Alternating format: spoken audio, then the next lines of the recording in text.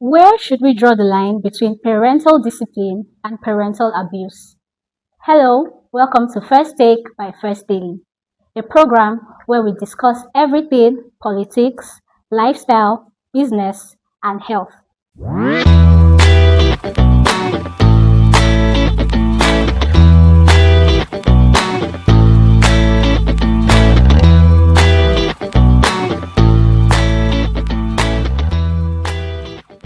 My name is Omotayo and I'm going to be your host for today. However, I'm not going to be doing this alone. Here with me are Hi, my name is Stacy. Hi, my name is Gladness. So, few days back, I was having a discussion with a friend, and he said something pretty interesting. He told me about how his mom poured hot water on his leg because he was known as a very troublesome child. He would go around the neighborhood constituting a nuisance. So she thought the best way to discipline him was to pour hot water on his leg. And then he said, but she loved me. She did it for my own good. And in my head, I was like, this is not normal, and we need to talk about this. So, my co hosts, what did you experience or what did you witness growing up that you thought this was a normal thing? Like, what abuse did you experience that you felt was normal growing up? Oh, okay. Personally, I would not say I experienced like those really extreme ones, but what I experienced personally in my house that I feel like my mom, if she has like a young another child, she's still going to raise that child in that line. Because when we're small, you do not have the right to choose what you're going to eat or what you're not going to eat. My mom is very particular, like whatever thing that we cook in the house, that's what everybody's going to eat. Even if you have your money, you can't go outside to buy anything. You have to eat what's in the house. And if you insist that you're not going to eat, you go to bed hungry, and that's just how it has been, and it's normal already. So when they cook something that you don't want to eat in my house, just forget it. Yeah, just go to bed. Well, I've heard people do that. It was like that. I think subtly, it was like that in my house. But if you have money, come on, you can go out And and something like that in my yeah. house, like we grew up deciding what we want to eat. And I don't think it's normal. I think like a parent should decide. I think I agree with your mom because growing up now I now understand the stress I had to put my mom through. Like waking up by 4 to prepare different types of meals for every one of us. Like that's stressful. Personally, I'm not going to do that for my kids because it's like spoiling them.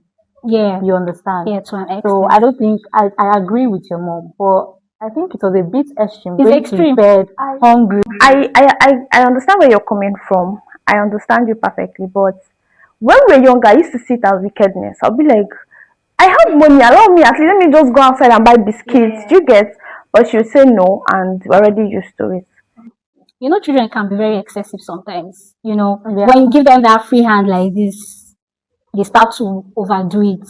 So I get where you're coming from. So with kids, I feel like I understand your mom. Sometimes you have to give that clear instruction that no, you're not going to. I guess when you get to a certain stage, a certain age, you would understand better. You know, oh, I can't be eating snacks all the time. I can't be eating junks when I feel like it. But as kids, your mom needs to. Now that you say it, I feel like when it comes to children, you have to be strict with some things they take in. You know, that's their growing stage and all. But not at the expense of the child, like allowing the child to go to bed hungry. No, you know one chop. Oh, sorry. Go to bed hungry. There's food at home. Mm-mm. I don't agree. I do not till tomorrow. That's wickedness. Okay, so at what point does punishment stop being correction and start being abuse? Okay, I would say in my own experience, don't get me wrong, I would love that one. Mm, But there were some certain punishment that my dad was in this whole manual war field, and there were some things you were not supposed to use on a child, like koboko, belts, that should be used on animals or um, military people. But that was used in my household because, yes, I was a very troubled child. Like, I understand my dad, but that wasn't normal. But at the same time, there were certain punishments or there were certain form of discipline. Let me call it discipline because that wasn't punishment. My dad would tell you, oh, this is normal. Oh, tell me the truth as a child. I'm not going to beat you. Some parents used to say that. And then when you open up to them, they will beat the hell out of you. Like, they will destroy you out of anger. Yeah. My dad would make you trust him. And you'll be like, oh, baby, you can talk to me. Tell me the truth and I'm not going to beat you. And then when you open up to my dad, trust me, he's not going to beat you. So that tomorrow, he's going to you will trust him enough to say. But the moment you lie to my dad, and he would always know when you're lying. God, I don't know how he used to do it. My dad will always find out you're lying. Like, he would tell you are lying. Oh yeah, repeat what you said again, and then you go over and over with the same thing, and then he'll ask you to go and sleep. He's not going to beat you when he's angry. He would never lay his hand on you when he's angry. But you wake up in the morning, come out for morning prayers, pray to God for forgiveness, because obviously God has to forgive you first, and then go to your corner and kneel down where they would trash you like a thief. So I think at some point it was discipline. The fact where he allows you to trust him with your word and everything. And then on the other hand, the beating part, I think there would have been a gentler way, without even a word, for him to have handled the way he punished us or something. Yeah, I agree. Because growing up, I wasn't beaten with Obokobo. You see, belts and cane.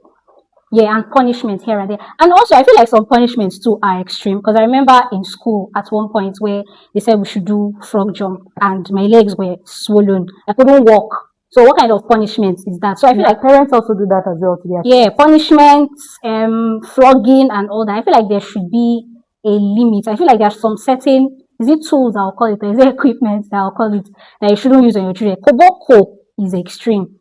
I've heard of what's it called? Turning stick.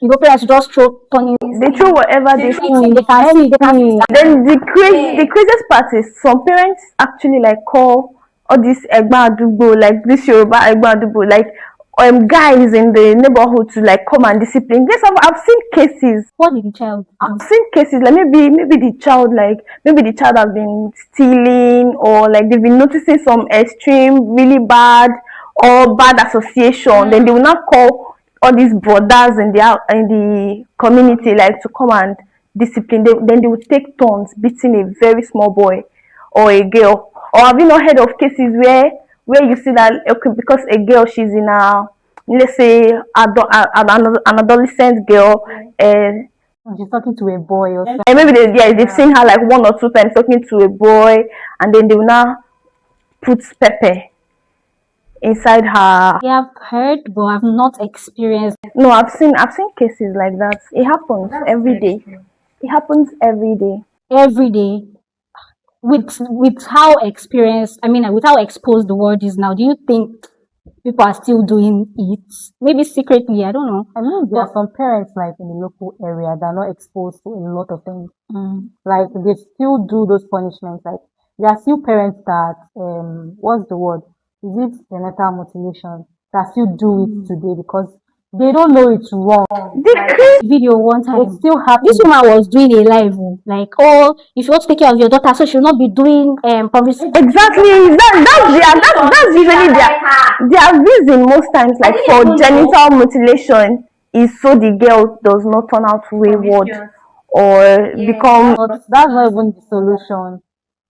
I saw it. I didn't even know it was genital mutilation. It was my auntie that was like, this is female genital mutilation. This woman is posting online. I don't know if she was arrested, but that was my first time seeing something. I'm like, are we still doing this?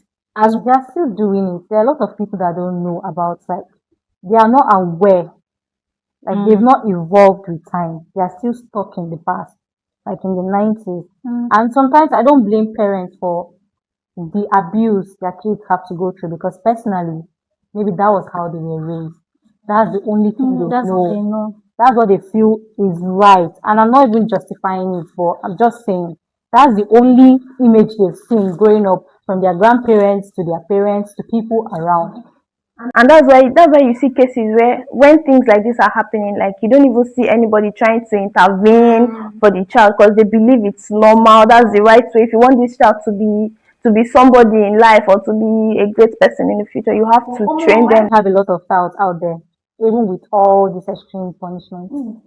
It's not making any difference. That's the question. But however, I don't think in where I grew up, if your parents were beating you, people used to intervene. So this is weird for me hearing that some people be like, oh, they'll come and beg for yourself, like, hey Joe, please don't hit her, like she has learned her Nobody will lesson. beg It for depends. you. It depends on the area Depends where on you the grew area up. of the child. There's some people that don't have this knowledge that you have, so they believe they see it as normal. It is something that happens every day, that they see it every day. Even the children in such communities, like such areas, they're already used to it. They don't see it as anything. It's normal to them. Just like when I was growing up, I just believed that if you don't want to eat what you have in the house, you have to go to bed hungry. So to It them is it's true. normal. I know a classmate that time, she would come to school with scars on her body. Like, oh, what happened? My mommy beat me. And somebody was like, this is your mommy, sef. This one that every day you are coming back with scars. And it's for the most basic thing. I forgot to wash the plate. I forgot to, why are you scarring your child? Although she still has a very good relationship with her mom. And I feel like that's something we should even talk about, going through that level of trauma and now it's imbibed in you and you feel like, oh, it's a normal thing. Like, what do you think? How do people identify that trauma? Some parents believe that until they beat you to the point where there's like an everlasting scar on you, they're not satisfied. They want you to have that scar so that tomorrow when you want to do something like that and you see the scar, you remember and be like, oh no, no, don't worry, take this very far away from me and stuff like that. Yeah. Yeah, so speaking of these everlasting scars, what do you think parents can do in order not to cross the line between discipline and abuse? So I have this boys I used to take care of. I'm going to call them my nephew. So at home, I'm not trying to bash their parents or anything because I know she like loves them a lot. But I feel like she maybe beats them when it's necessary. When boys can be very stubborn and then she gets to hit them. So not hit them. I don't want to use like an extreme word, but just know that the normal way parents, think Discipline they their discipline their children. kids. That's what she used to do to them. But when they come to my house, I hate hitting kids. Like I don't know how to do it.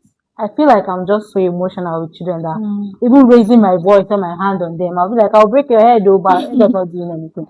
So when they come to my house, I would tell them maybe they are doing something like one of them will always open my kitchen drawers and then shut it, slam the door every single time. And I'll be like, D, you know you're not supposed to do this, right? Like, yes. And then he'll come back and do it all over again. And then I'll give him like 50 reasons why he shouldn't touch that drawer. And trust me, when he goes close to that drawer, he'll be like, Auntie Glad, you say I should not touch it because of this, right? I'll say yes. He will still go back again because he's a child. Yeah. But he'll keep asking these questions. And then as time goes on, he won't even go close to that drawer because he now understands why he shouldn't touch. So I feel like parents should be able to like, talk, negotiate with their kids, give them sometimes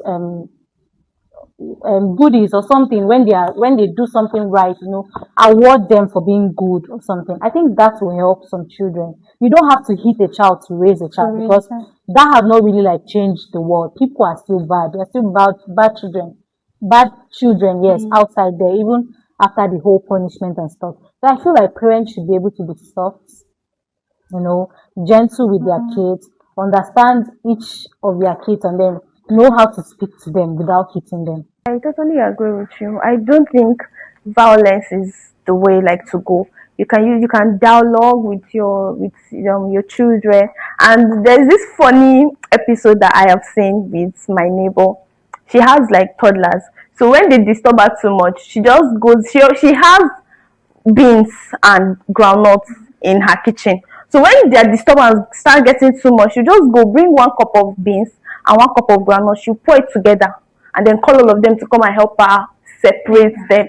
Do you get? So when they're doing that, like you keep them busy for a while and all of that. So Okay, but however, there are some children, I feel it's my own belief. I feel like children are born with their own personality. There are calm children, there are easygoing children, and there are ogbonge, let me use that word, ogbonge children that have this spirit of stubbornness. I'm a living example. I'm of the opinion that Cain helped my life. If not for Cain, ha, I don't even think I would even be in this space. I feel like I would have turned to something else. Do you understand? I don't think cane helped my life. Like there was a point my dad had to sit me down and be like, I think you're real.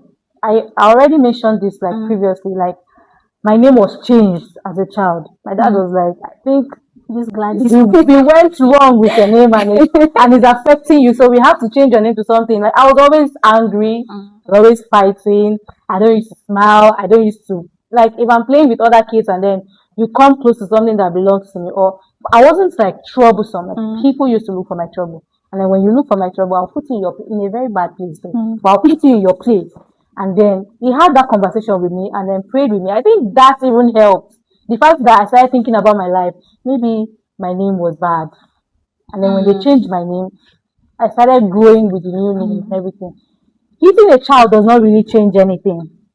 It took him 12 years to beat me and beat me Mm. and beat me, and I was still bad. Yeah, that's what I'm saying, that people with their different experiences. For me, Yeah. maybe because it got to, okay, it's scared. It's still caring for me because when I was like every day, it got to a point I sat and I was like, they are always beating me every day. Why? And it's because of what I know. Okay, I know it's what I did, but why am I always the one? And this first child, or your younger ones are looking at you, and I stayed with my cousins too, and I was the oldest. So I'm like, why are they always beating me? So it got to a point. Yes, it might have affected my self-esteem. Although at some point I had low self-esteem, I wouldn't. If you offend me, I won't say anything. I'll just keep quiet. I will shut down. But I feel like it helped me think that okay, what are you doing that they're always beating you every day? You stop, because this beating is too much. I would see my cousins, my sister, my brother, they're always happy, they're always playing, but maybe because they just beat me for a room how many minutes ago, I can't come out and play because I'm still in a bad mood. This is because of the cane. So I don't know, how do we how do we find a balance between that, hitting children or not hitting children? Is it dependent on the child's behavior, or is just a personality, or you don't have to hit children? You just believe that you don't have to hit children. You can always find another way around it. Like I said, Mm. having a conversation with that child would really My help. mommy had conversation. She wake me up in the middle of the night. Tayo, why are you angry? Tayo, why are you sad? Please. Is Do you that bad? understand? It was that they were giving me drugs at some point to uplift my mood. It was that bad. They would. I was an angry child. Even as a baby, I cried a lot. So till my toddler stage, till a point, till secondary school, JS1, JS2, I was not a happy. If you see my pictures, old pictures, I hardly post them because I was not smiling in pictures. I still believe having a conversation with a Or child perhaps therapy. is A professional. I think Take your child to a professional. that's not bad. I strongly think no child was born stubborn and none was born gentle. I think everything boils down to parenting. How you raise your child, it matters a lot. Because what you guys are saying, I cannot relate. You see, I did not really say much because I did not grow up seeing my parents beat me or anything. I don't know. I don't know. I feel like my dad will. If my dad scold you, my dad does not even need to like hit you or anything. My dad should talk to you. You will see reasons why you should like behave yourself. So I did not really experience, oh, kneel down, bring out your hand, let's play. I did not experience that, but I still turned out good. Yeah. So Like I have a neighbor, she doesn't hit her kids. She let them do what they want to do and then face the consequences. I think that's bad, Joe. Like there was one instance where we were just sitting at the back of the house with Mm. my neighbor and her kid, and then the twins were just jumping on top of my dad's car. My dad was like, "Tell your kids to calm down. They are going to fall and injure themselves." She was like, "Oh, you tell them. Maybe they will calm down." And then my dad was like, "Oh, come down from the car so you won't fall down." They were still, jumping on the car till they both fell down and they injured themselves. That was when the mom stood up and then took her bike, carried the two of them to the pharmacy so they could stitch them up. And then told my dad, tomorrow they are not going to do this again. And they didn't do it again because, True. yeah, I feel like that's even another kind of parenting. But that it can go yeah, south. it might go south, Yeah. but it's something I might adopt because I don't Yeah, have in energy. certain I don't circumstances. have energy to Yeah. start beating up a I, child. I have done it for my brother too when he was young. He would always go to the stove. I want to touch it. And we will shout. We will take him away from there. You know what? let him touch it. Then he touched it And they will and he never be cried close to it again. and he never went there again. So maybe in some circumstances we can adopt that. So for a child experiencing abuse, how can they get help? Okay, there are a lot of agencies Mm. they can reach out to. But I don't think a Nigerian child has access to those agencies, like personally. Mm. But I feel any child experiencing any form of abuse should reach out to an adult. I don't mean, when I'm talking about any kind of abuse, I don't mean, oh, your parents spanked And you you, and then yeah. they are reaching out. I mean, like, when it's so physical that you cannot deal with it, you can reach out to an adult. And there are some agencies the adults can reach out to. The adults can take you to the police station or can reach out to the police on your behalf. The adults can take you to the Ministry of Women's Affairs and Social Development, Mm.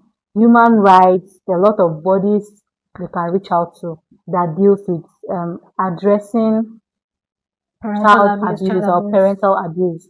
Yes. And there are some numbers, there are some hotlines you can also call. Mm. You can call 122 for any form of emergencies at home. And then a child helpline, I should call the number, right? Yeah, you can. 080 080 I'll call Mm. that again. 080 080 and the second one is 08085753932. All right. So I feel like adults around to have a role to play. It's not just children reaching out. Some children don't even know how to get help. So as an adult, I feel like you need to pay attention to the The young children children around you. around you. Some children are not even with their parents. They are with some guardians. They are with their aunties. They are with their uncles and everything. So I feel like as adults, pay attention to those children around you.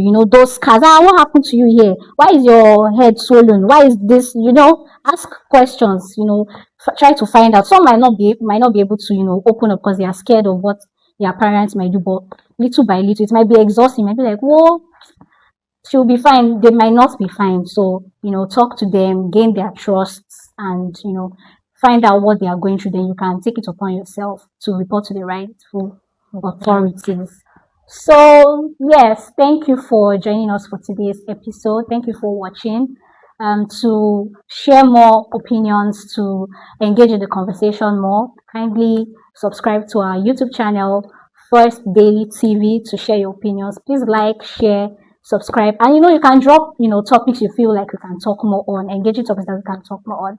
So you can also follow us on all our social media platforms, our Facebook at First Daily, and our Instagram at First Daily, our TikTok at First Daily, to continue the conversation. Thank you for watching.